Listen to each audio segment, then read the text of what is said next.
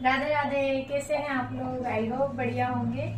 तो आज मैं बताने वाली हूँ इस वीडियो में, देखिए इस साड़ी का बहुत ही सुंदर फुल सर्कल अम्ब्रेला सूट।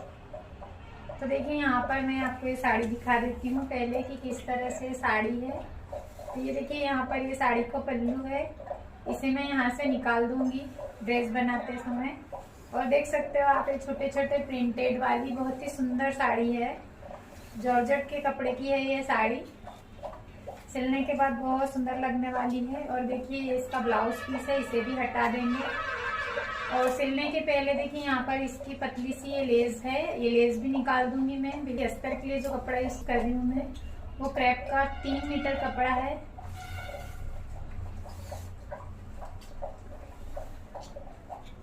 तो देखिए ये इसे किस तरह से कट करना है, देखते हैं आगे की वीडियो में। तो चलिए यहाँ पर अब कटिंग करते हैं। तो यहाँ पर देखिए पहले मैं अम्ब्रेला सर्कल कैसे कट करना है ये दिखा देती हूँ पेपर के ऊपर। तो यहाँ पर देखिए पहले हम कमर देख लेंगे कि कितनी है। तो कमर 30 इंच है तो उसको 2 से डिवाइड करेंगे तो 15 इंच हमारी कमर निकल कर आएगी। तो यहाँ पर जब अस्तर कटिंग करेंगे तो यहाँ पर इस तरह से हमें बराबर नाप लगाते हुए कट करना है। आप देख रहे हो यहाँ पर डबल कपड़ा बिछा रखा है मैंने पेपर को, यानी इसी तरह हमें कपड़ा भी बिछाना है। तो जैसे पेपर बिछा है वैसे ही कपड़ा लेना है, तो कपड़े को ऐसे डबल कर लेना है। और देखिए ये निशान लगाने के बाद यहाँ से हमें नाप करके देखना है। तो हमें यहाँ 15 इंच चाहिए होगा और 1 इंच सिलाई के लिए, तो 16 16.5 इंच तक कपड़ा हम ले सकते हैं। ठीक है, तो इस तरह से यहाँ मैं पेपर पर बता रही हूँ, बिल्कुल इसी तरह से हमें कपड़े पर कट करना है।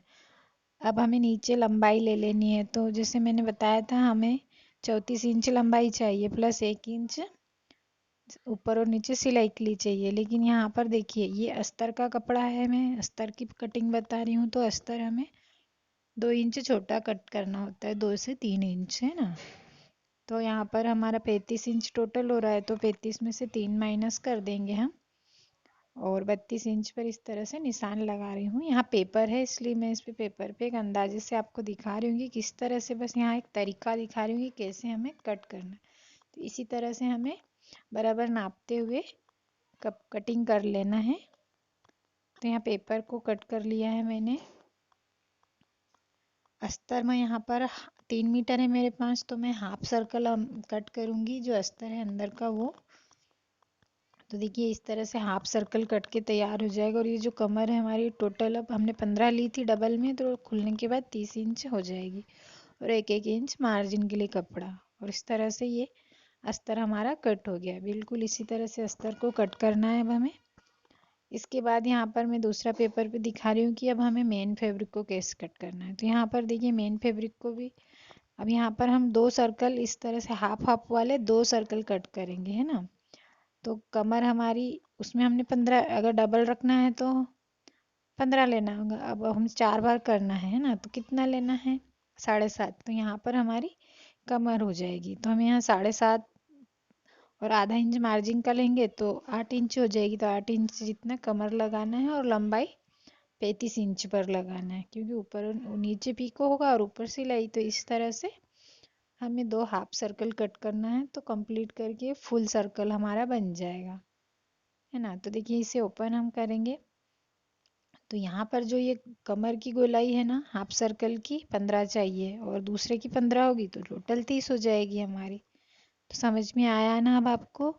तो यहाँ पर देखिए जैसा मैंने बताया था बिल्कुल उसी तरह से यहाँ मैं कमर पे कट कर रही हूँ। तो कमर हमारे यहाँ पर देखिए टोटल जो हमारी कुर्ती की लेंथ है उसमें से 14 इंच तो हमारा ऊपर का पार्ट कट करते हैं हम, ठीक है, पेटी के लिए जो कपड़ा है। तो 14 इंच की लंबाई है, तो उसमें 1 इंच एक्स्ट्रा में जोड़ते हुए 15 इंच कपड़ा यहाँ से अस्तर का कट कर लूँगी, ठीक है। और अब इस कपड़े को मैं यहाँ से निशान लगाने के बाद कटिंग कर लूँगी। और कटिंग करने के बाद में इस पे हम निशान लगाएंगे ताकि हमारा ऊपर का कपड़ा जो है ऊपर का पार्ट कट हो जाए। तो अब यहाँ पे डबल कपड़ा है, इसको इस तरह से 4 फोल्ड कर लेना है। और दोनों तरफ से हमें डीप नेक रखना है, ठीक है। तो हम 6 इंच पर शोल्डर का निशान लगाएंगे और आर्म होल भी 6 इंच पर लगा देंगे। यहाँ मैं दोनों पार्ट एक साथ कट करके दिखा रही हूँ। तो अब यहाँ पर निशान लगा लिया है मैंने आर्म होल का भी, और गले की यहाँ पर जो चौड़ाई है वो 2.5 इंच पर रखूंगी, और गले की जो गहराई है, यहाँ फ्रंट वाला गला ड्रॉ कर रही हूँ मैं, तो 6 इंच पर निशान लगाऊंगी। अब यहाँ पर देखिए इस तरह से पत्ती का शेप देते हुए निशान लगा लूंगी, और आर्म होल का सेंटर 6 इंच टोटल है, तो 3 पे निशान लगाते हुए इस तरह आर्म होल का भी शेप दे दूंगी मैं यहाँ पर। तो यहाँ पर देखिए निशान लग करके हमारा तैयार हो गया है। किनारे में कपड़ा थोड़ा छोटा पड़ गया है, तो मैं उसमें थोड़ा कपड़ा ऐड करूंगी चेस्ट के लिए। अब देखिए यहाँ से दोनों पार्ट में से एक पार्ट हटा लिया है, फ्रंट वाला। अब देखिए यहाँ फ्रंट वाले में आर्म होल